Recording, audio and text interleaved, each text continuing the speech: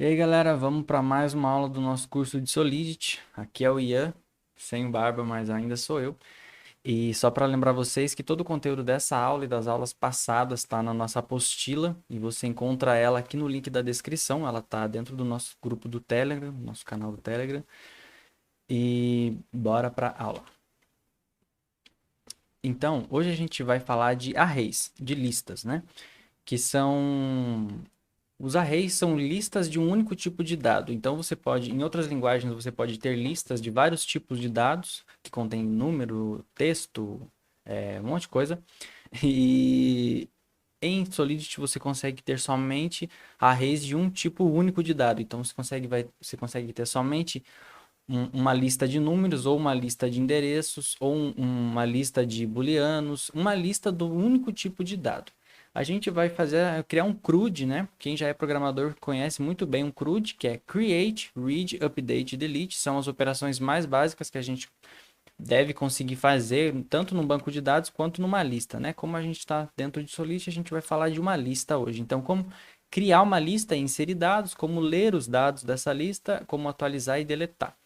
E também a gente vai falar um pouco sobre listas de listas, que é quando você pode ter uma lista que contém outra lista dentro dela. E essa lista pode conter outra lista, e assim a gente vai formar uma lista, né, que é um array multidimensional, é a abstração de um array multidimensional. Mas vamos lá.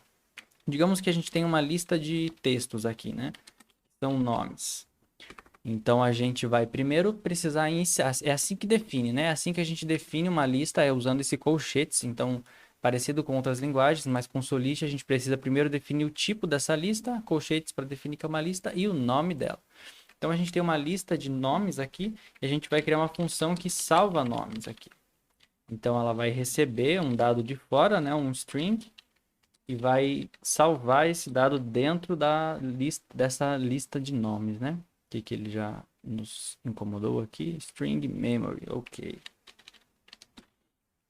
Então a gente, para salvar coisas em listas, a gente usa o parâmetro push, que é empurre, literalmente.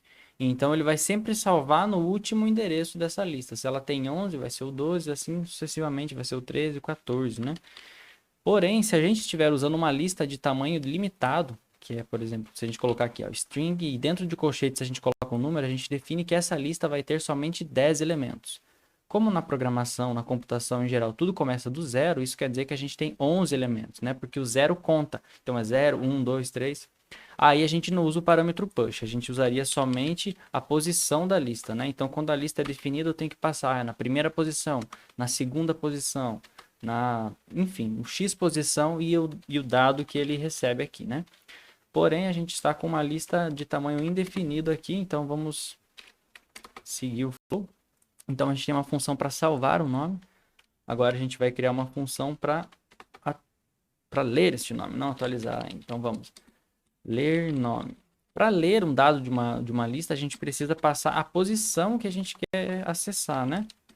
Então, se eu quero ler esse nome, eu preciso passar um uint, uma posição de lista que eu quero estar acessando, para que o programa consiga retornar isso para nós. Então, é uma lista de texto. Aqui o programa eu vou passar uma posição e ele vai retornar o que contém dentro daquela posição, né?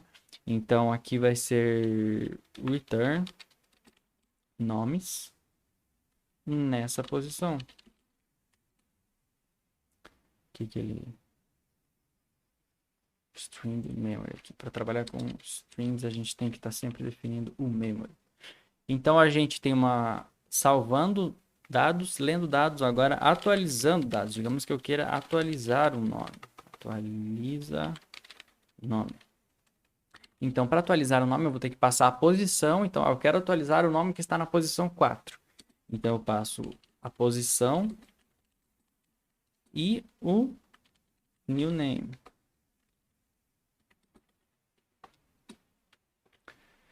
Então a gente acessa nomes, do mesmo jeito que a gente acessa para ler, que só passa o nome da lista dentro de colchetes a posição, a gente vai passar o nome da lista e dentro de colchetes a posição também.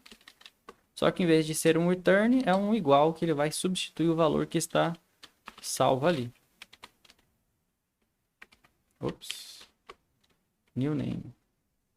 String que deu aqui. Então, digamos que a gente agora queira deletar o nome da nossa lista. A gente vai fazer do mesmo jeito. A gente passa a posição que a gente quer deletar essa lista. Do que a gente quer deletar.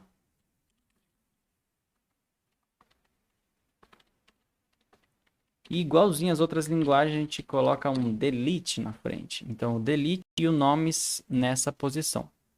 Vamos fazer o teste para ver como é que ficou aqui. Aqui é bom ler nome, é bom a gente colocar o parâmetro view. O parâmetro view vai nos dizer para o compilador que a gente quer que isso aqui vai retornar um dado, não vai alterar nada, né? Então, vamos fazer deploy. E aqui estão as nossas funções. Então, vamos salvar um nome aqui. Salvar o primeiro nome. Ian, segundo nome vai ser fulana, e o terceiro nome ciclano. Então, se eu quiser ler o primeiro nome, posição 0, 1, 2, primeira posição, Ian, segunda posição, fulana, terceira posição, ciclana. Então é bom pegar familiaridade com as listas e outras coisas começando no 0 para não fazer confusão depois. Digamos que eu queira atualizar a posição 2, o fulana. Então eu passo primeira posição, 1, vírgula, e o novo nome, que vai ser Beltrano. Então agora se eu vir aqui na segunda posição, representado pelo índice 1, Beltrano, a gente atualizou, né? E digamos que eu queira apagar, né? Se eu quiser apagar o Ian aqui da lista, eu vou passar a posição 0, que é onde está o Ian. Se eu tentar acessar agora a posição 0, está vazia, não está mais aqui. E é assim que a gente manipula a lista, insere, atualiza, lê, deleta dados. Se for uma lista de listas, no caso, se fosse uma lista de listas aqui, ó, é uma lista de lista chamada nomes2, por exemplo. Seria da mesma coisa, só que uma forma bem parecida, mas em vez de passar somente um parâmetro, a gente tem que passar 2. Então, como eu tenho uma lista de lista, eu passo o primeiro parâmetro da primeira lista, seria a posição da primeira lista, e aqui a posição da segunda lista, mas isso aqui dentro de colchetes, né?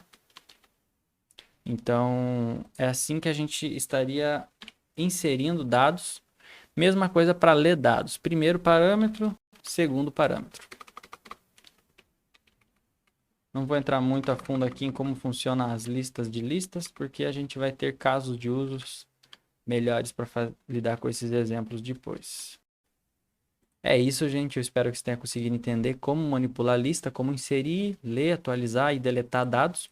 Se não deu para entender alguma coisa, não ficou clara, deixa aqui nos comentários e não se esquece de se inscrever no canal e deixar um joinha nesse vídeo para o algoritmo entender que esse vídeo deve ser entregue para mais pessoas. E é isso.